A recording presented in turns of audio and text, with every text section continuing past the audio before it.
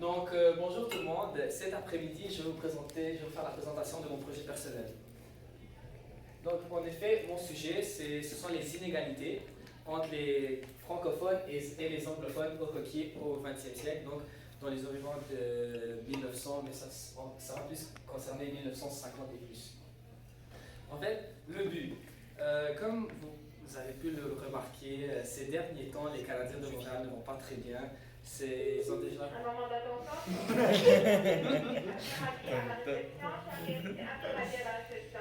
Cette année, ça pourrait être la troisième année consécutive que les Canadiens ne vont pas passer en séries éliminatoires et cela fait beaucoup de mal aux partisans et surtout au monde de hockey parce que les Canadiens c'est une équipe avec beaucoup d'histoire. Mais malgré ces défaites répétitives, les Canadiens de Montréal et le peuple francophone est très respecté dans le monde du hockey et je vais vous expliquer pourquoi ils sont autant respectés dans la LNH. Donc, avant de commencer, c'est juste un petit questionnaire pour connaître vos connaissances de base. Donc, vous pouvez juste écrire le numéro 1 et répondre par oui ou non ou des petites phrases. Donc, quelle est la seule équipe de la Ligue nationale qui représente le peuple québécois, les Montréalais? C'est une question super facile. N'insulte pas. Question 2. Aviez-vous déjà assisté à une partie de hockey? Oui, peut-être même au Centre Bell. Suivez-vous une équipe de hockey ou le sport en général? Ça peut être quelques matchs ou ça peut être certaines statistiques. Vous pouvez regarder le classement, peut-être parfois. Connaissez-vous certains joueurs du Canadien de Montréal ou peut-être même des anciennes légendes ou des joueurs actuels, des vedettes comme le gardien de but? Et dernière question, vrai ou faux, les Canadiens de Montréal est l'équipe qui a remporté le plus de coupes Stanley dans son histoire. Et peut-être que vous savez combien. Donc, avant de commencer, j'aimerais vous présenter quelques légendes des Canadiens de Montréal et certains d'entre eux, je vais aussi... vous allez comprendre pourquoi je parle d'eux. Donc, tout d'abord, nous avons Maurice Richard, vous devez sans doute le connaître. Aussi connu sous le nom de The Rocket ou la Comète. Il a reçu ce surnom grâce à sa rapidité, l'un des joueurs les plus rapides de l'histoire de la Ligue nationale.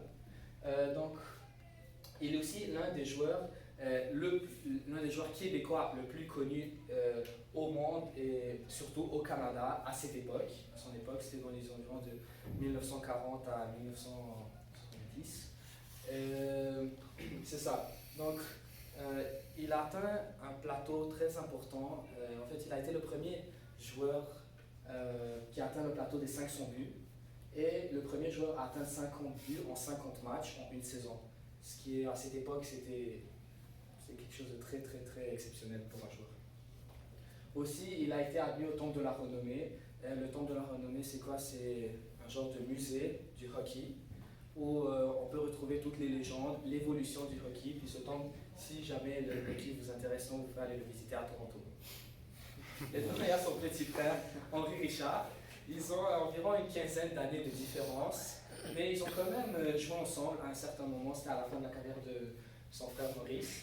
Puis, c'est ça, lui, à cause de son frère, ou grâce à son frère, il est surnommé The Rocket Pocket, donc le rocket de poche, parce qu'il était là pour remplacer son frère. Lui, Henri Richard, ce qui est extraordinaire, c'est qu'il est le joueur qui a gagné le plus de coupes Stanley dans l'histoire en étant un joueur. Il en a gagné 11. Et pour vous faire comprendre, il y a des équipes qui n'en ont même pas une coupe Stanley. C'est ça.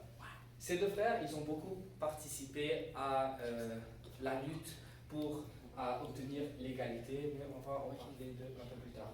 Ici, j'ai aussi Guy Lafleur, aussi connu sous le surnom du démon blanc. Donc, oui, lui en fait, je l'ai rentré et je vous en parle aujourd'hui de lui parce qu'il est statistiquement parlant le meilleur joueur des Canadiens de Montréal. Il a environ plus de 1350 points en environ 1100 matchs, ce qui le classe 13e meilleur joueur de l'histoire de la Ligue nationale. Maintenant, aussi, ces personnages-là, ils seront très, très sollicités dans la présentation d'aujourd'hui, donc il faut les connaître. Le premier, Bob Sirois, un Montréalais qui a des origines, qui est québécois. Il est né à Joliette, mais le pauvre, il n'a jamais pu jouer pour son équipe d'enfance, les Canadiens de Montréal, parce qu'il a été repêché par Philadelphie. Et par la suite, il a été échangé aux Capitals de Washington. Donc, lui, on va apprendre sur son histoire un peu plus tard. Et voici Jacques Plante. Vous le connaissez sûrement, l'un des meilleurs gardiens de l'histoire des Canadiens. Il a gagné 5 Coupes Stanley et 7 trophées Vézina, qui sont remis aux meilleurs joueurs gardiens de la Ligue nationale après une saison. En plus, lui, ce qu'il a fait, c'est qu'il a beaucoup aidé les Canadiens, les gardiens à cette époque, parce que c'est lui qui a en fait développé, il a fait des recherches pour pouvoir obtenir un masque pour les gardiens de but, parce qu'à l'époque, les gardiens n'avaient pas de masque. Donc, quand ils sortaient sur la glace, ils pouvaient recevoir des rondelles en fait, partout sur le visage. Est-ce qu'ils laissaient des bleus, des cicatrices, des dents même, parce ils allaient souvent visiter le dentiste. C'est ça. C'est lui qui a amené la mode des masques pour les gardiens de but. Et c'est ça. Et ici, Clarence Campbell, le premier anglophone, qui parle aujourd'hui. Lui, il est anglophone, né à Saskatchewan, plus précisément à Calgary. Donc, comme vous pouvez le comprendre, c'est un anglophone et ses parents ils étaient très riches. Donc lui, quand il était jeune, il pouvait beaucoup se concentrer sur ses études et sur le hockey professionnel. Donc il se pratiquait beaucoup. Mais malgré cela, il n'est pas devenu un joueur de la LNH, mais il est devenu un arbitre, puis par la suite, il est devenu le président de la LNH. Et vous allez comprendre après qu'est-ce qui le lie à Maurice Richard. Ok, maintenant pour commencer un peu du contexte historique. Donc, comme l'année dernière, vous savez sûrement, on a fait l'histoire du Québec avec Madame Maillé. Oui, donc, bien sûr. Wow. Ça. Donc, environ 1900, comme j'avais dit, 45, 40, avant la Deuxième Guerre mondiale, industrialisation. Il existe deux classes ouvrières à cette époque, considérées comme la classe moyenne, la classe aussi ouvrière, donc ceux qui comportent les Canadiens français, les immigrants, surtout à cette époque, c'était les immigrants qui venaient de l'Irlande, parce qu'il y avait la famine. Si vous vous rappelez, on avait appris ça. Oui. Et il y a les Canadiens anglais qui sont hautement placés dans la hiérarchie de la société. Ils sont souvent des médecins, entrepreneurs, mais c'est des riches. Aussi, la population, pour que vous compreniez, les Canadiens anglais représentent environ 13,5% de la population du Québec. Ce qui est très peu, puis c'est eux qui contrôlaient en fait avec les Américains un peu le commerce du Québec. Puis les Canadiens français, c'était les travailleurs. C'est à cette époque, les conditions de travail sont très difficiles. Il n'y a pas de syndicats, il y a les enfants qui travaillent, les jeunes qui doivent quitter l'école pour aller aider leurs parents, les femmes, les enfants se blessent, ils peuvent casser quelque chose et ne pas avoir leur paye. Les hommes peuvent travailler de 12 à 16 heures par jour, ce qui est énorme. Donc, c'est ça. Donc, maintenant, rentrons un peu plus vers le hockey. Donc, à cette époque, comme je vous l'ai dit, les jeunes, ils quittent l'école. Donc, un jeune homme qui a environ 17-18 ans, il quitte l'école, il va travailler avec son père dans une industrie, par exemple, du tabac. Puis, à cette époque, les jeunes sont très. Le hockey, c'est pour eux un rêve parce qu'ils pourraient sortir de cette pauvreté. Parce que c'est très. À cette époque, le hockey n'est pas connu comme un métier. Mais si tu devenais un joueur étoile et tu as la chance de jouer dans la LNH, c'est là que tu pourrais faire des contrats avec la publicité et tu pourrais te faire beaucoup d'argent. Donc, c'est leur rêve. Mais comme vous comprenez, les Canadiens français, ils devaient travailler, ils n'avaient pas de force après le travail, pas de motivation, ils pouvaient se blesser au travail, donc ça veut dire finir la carrière, où ils avaient des familles qui devaient travailler. Et c'était juste les perles noires, donc les perles rares, les plus talentueux qui réussissaient à se faufiler dans le hockey professionnel. Et comparé aux Canadiens anglais, leurs parents étaient très riches, donc ils pouvaient plus se concentrer sur les études et sur le hockey professionnel, ce qui faisait en sorte qu'ils avaient plus de chances de se faire remarquer. Maintenant, les inégalités, mon sujet principal. Les Canadiens français se faisaient beaucoup humilier. Ils pouvaient se moquer, les Canadiens anglais se moquaient d'eux, ils pouvaient même se faire battre des fois. Il y avait souvent des batailles. Et en ce qui concerne le hockey, c'était surtout des inégalités sur la patinoire. Donc, les Canadiens, en fait, juste les anglophones pouvaient enfreiner les règles, ils pouvaient frapper les francophones parce qu'ils voulaient gagner, ou les arbitres pouvaient être en faveur des anglophones, donc ils pouvaient refuser des buts, donner des pénalités pas nécessaires, et c'est ça. Donc les Canadiens anglais étaient plus avantagés dans le sport. De plus, les journalistes, les médias à cette époque, il y en avait plus d'anglophones, donc ils tenaient beaucoup de propos racistes sur la langue française, les francophones. Et c'est environ dans cette atmosphère que les joueurs canadiens dans lesquels ils devaient jouer. Ok, maintenant quelques faits qui se sont vraiment produits. Bob Sirois, comme je l'avais dit, il a passé toute sa carrière aux États-Unis. Et c'est à cause un peu de ça que sa carrière n'a duré que 5 saisons. En fait, Bob Sirois, pendant toute sa carrière, on l'insultait. On va en parler dans 2 secondes. On l'insultait, et il y avait même ses coéquipiers anglophones qui ne lui faisaient pas de passe, où ils pouvaient le frapper juste parce qu'il était québécois. Ils ne voulaient pas qu'il soit dans l'équipe, qu'il soit présent dans l'équipe. Donc en fait, ton coéquipier avec qui tu t'entraînes chaque jour ne te fait pas des passes, et l'entraîneur, ce qu'il est obligé de faire, c'est de t'enlever du jeu parce que tu participes juste pas. Mais s'il y a des sportifs ici dans la classe, ils peuvent peut-être comprendre ce sentiment. Ouais, quand tu es dans une nouvelle équipe. Non. C'est horrible. Ça peut arriver. Mais lui, c'est juste qu'il ne pouvait pas participer parce qu'il était québécois. C'est ça. Aussi, après, donc, à cause de ça, il a dû changer d'équipe. Il est allé vers les Capitals de Washington. Il a changé d'équipe. Là-bas, ça s'est produit la même chose. Donc, il a pris sa retraite après 5 saisons, ce qui veut dire environ après 300 matchs. Et après, lorsqu'il a pris sa retraite, il a écrit ce livre, Discrimination dans la LNH, disponible en français si vous voulez dans les bibliothèques. Donc, dans ce livre, il tient quelques propos comme « J'avance que la LNH est d'abord et avant tout la Ligue des Américains et des Canadiens anglais, où les francophones sont vus comme des grenouilles alors que les anglophones sont comme des bœufs qui ont le droit de jouer. » Donc en fait, ce qu'il veut dénoncer, c'est qu'à cette époque, il existait 3 classes de joueurs. Il y avait la classe moyenne, les joueurs moyens qui constituaient que des anglophones. Il y avait l'élite anglophone, les meilleurs joueurs anglophones, puis il y avait les perles rares, on les appelait comme ça parce que c'était les francophones. Il y en avait très peu, environ 10% de tous les joueurs de la LNH, ce qui est très peu.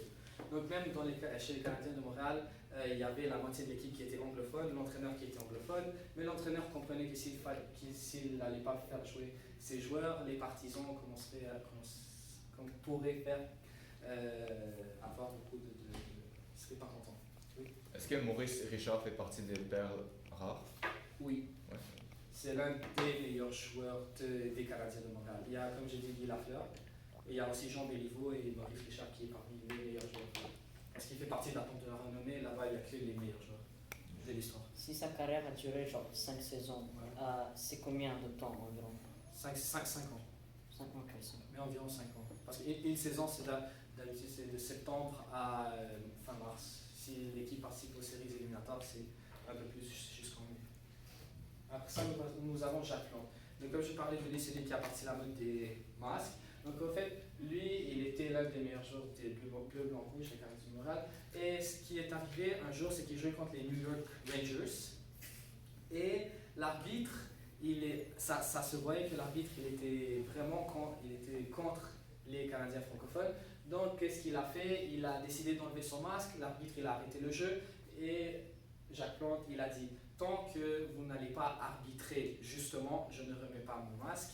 Mais malheureusement, l'arbitre il s'en foutait un peu, il a continué le match et après le match, voilà ce qui s'est produit. Il a joué son casque, il a reçu 3, je pense, rondelles au visage.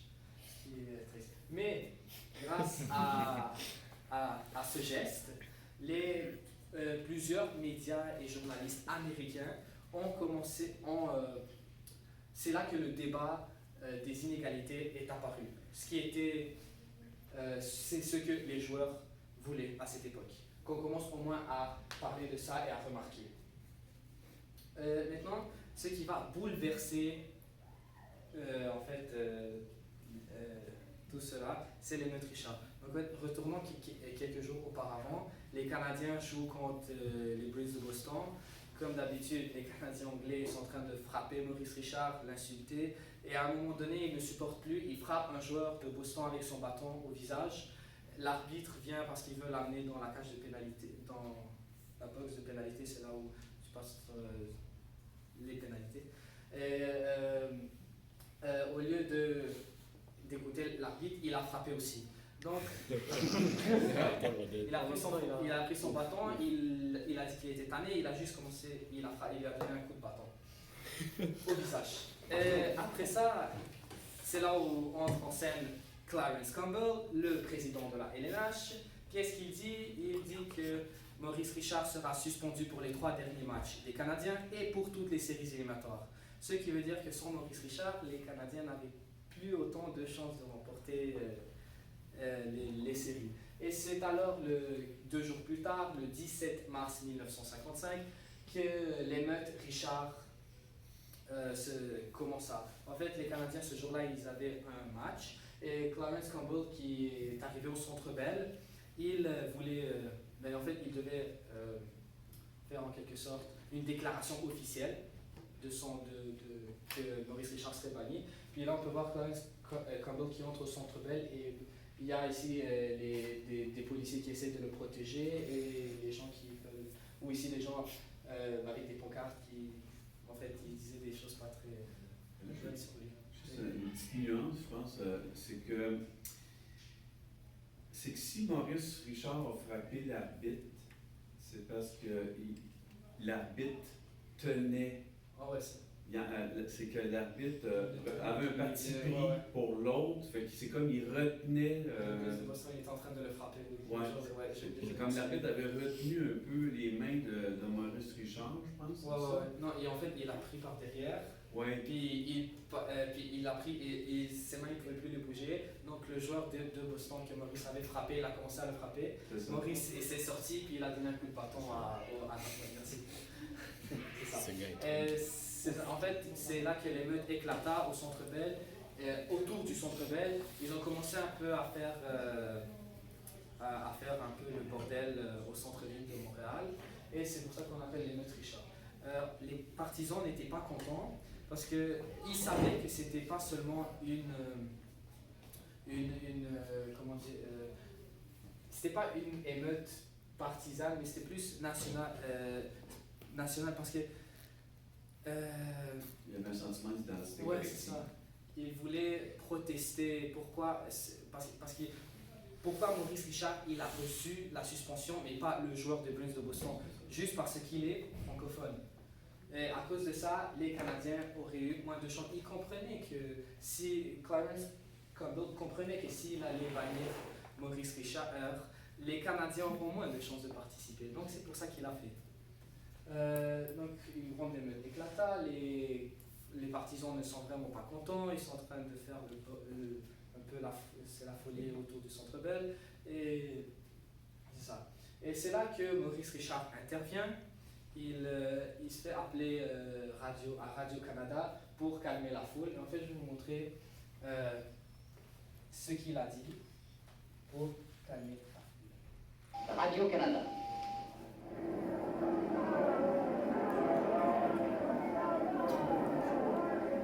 Mes chers amis, parce que je joue toujours avec tant d'ardeur que j'ai eu du club à Boston, j'ai été suspendu. Je suis vraiment béni de pouvoir m'aligner avec mes copains du Canadien dans les séries de détail. Je veux toutefois penser avant aux amateurs de Montréal et aux joueurs du Canadien qui sont tous mes meilleurs amis. Je viens donc demander aux amateurs de ne plus causer de trop et je demande aussi à tous les partisans d'encourager le Canadien pour qu'ils puissent l'emporter en fin de semaine contre les Rangers et le Détroit. Nous pouvons encore nous assurer le championnat. J'accepte ma punition et je reviendrai la saison prochaine pour aider mon club et les jeunes joueurs du club à remporter la Coupe Stanley.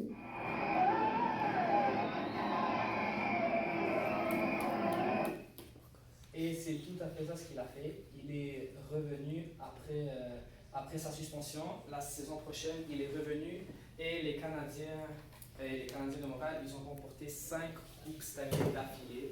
Encore un nouveau record dans l'histoire nationale.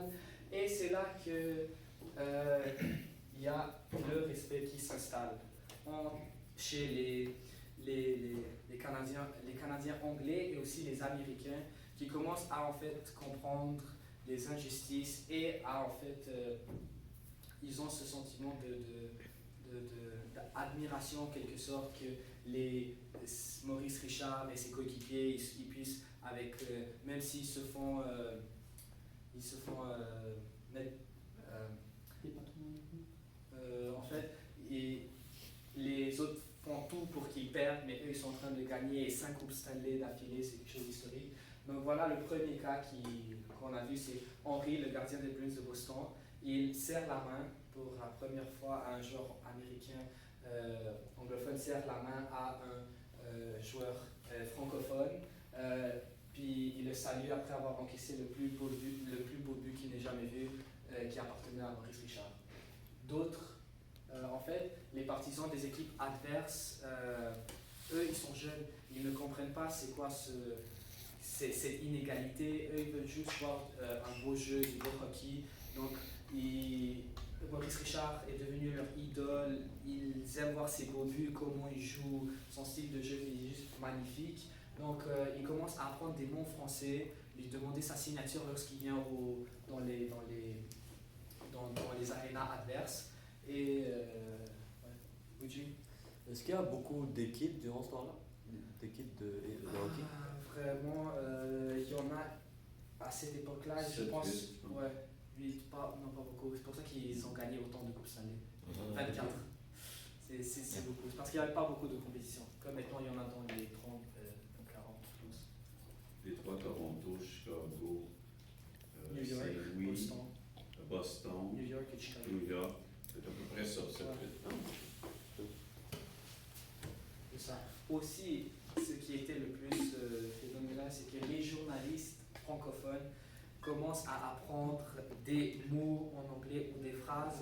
Parce qu'en fait, Maurice Richard, il a dit, si vous voulez des interviews, je les fais juste en français. Il a incité les Américains et les Canadiens anglais, les journalistes, à commencer à apprendre la langue d'une manière. Maintenant, lorsque Maurice Richard il finit sa carrière, c'est là qu'on commence un peu plus à avoir un peu d'égalité, mais son frère Henry Richard, il continue ce que son frère avait commencé. Donc, et la règle qu'il s'est mis, puis il demande aussi à certains joueurs des Canadiens de